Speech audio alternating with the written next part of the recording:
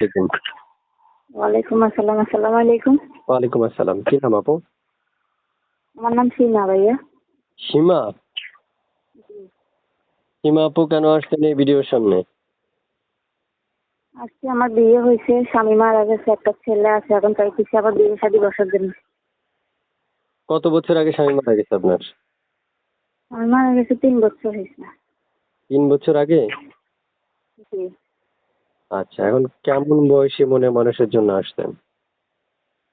যেরকম বয়সেরই হোক, যেমন বয়সেরই হোক, আমার তাতে কোনো সমস্যা নেই। তাতে কোনো প্রবলেম নাই? জি না। দর্শক যদি আপনাকে ফোন করতে চায় কোন নাম্বারে ফোন করে পাবে? এই নাম্বারে ফোন দিলে আমাকে পাবে। আচ্ছা, একটু বলেন তো আপনি পড়াশোনা কতটুকু করেছেন বা দেশের বাড়ি কোথায়, এই বিষয়গুলো একটু বলুন। আমার দেশের বাড়ি ফেনীতে।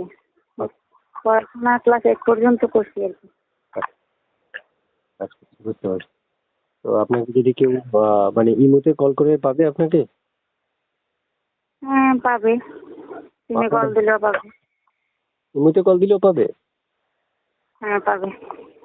প্রিয় দর্শক, একটু আমি কথা বলে নিই। অর্থাৎ আপনারা যারা যুক্ত আছেন এই মুহূর্তে যুক্ত থেকে কথাগুলো শুনছেন, প্রত্যেকটা মানুষকে আমি প্রথমে জানাচ্ছি অসংখ্য অসংখ্য ধন্যবাদ। আর আপু কয়েকদিন যাবৎ আপু আমাকে ফোন করছে তার রেকর্ডটা উপস্থাপন করার জন্য। আপনাদের প্রয়োজন স্ক্রিনে দেওয়া নাম্বারে কল করে তার সাথে কথা বলা। এবং যদি মনে হয় যে আপুর সাথে কথা বলবেন, অবশ্যই সেটা আপনারা বলতে পারবেন। আর আপু শুনতে চাই, আপনাকে কেউ অপেক্ষা করতে বললে করবেন? অবশ্যই করবো। আচ্ছা, শুনতে পাচ্ছি।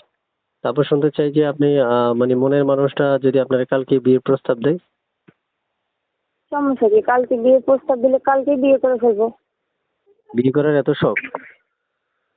অবশ্যই। একা একা তো আর থাকা যায়, আর একা একা তো আর বাঁচা যায় না, বুঝলেন না? একা একা থাকা যায় না, আমি একা কেমনে বাঁচি? হায়, আমারও তো ধোকা হওয়া দরকার তাহলে। প্রিয় দর্শক, তো আপনি আগে করে ফেললেন। মানে আপনি বিয়ের শখ জাগে না দেখে কি সবার জাগবে না? ও আচ্ছা আচ্ছা আচ্ছা, বুঝতে পারছি। থাক, আমার মনে নাই। প্রিয় দর্শক, যারা যুক্ত আছেন, যুক্ত থেকে এই মুহূর্তে কথাগুলো শুনছেন, তারা চ্যানেলটা সাবস্ক্রাইব করে তারপর চাপুকে ফোন করতে পারবেন। এবং প্রত্যেকটা কথা স্টেট বাই স্টেট শোনার পর যদি আপনাদের ভালো লাগে, তাহলে অবশ্যই যোগাযোগ করতে পারবেন। ইমো আছে নাম্বার, ইমো আছে না আপু? জি। এটা চিল্লায়ে বলেন না বলে ইমো আছে। ইমো আছে, বুঝছেন? ইমো আছে। এ কথা মনে হয় আমিই শুনি নাই। আর আপনারা শুনছেন, এসব করিয়েন না। বুঝি নাই কি?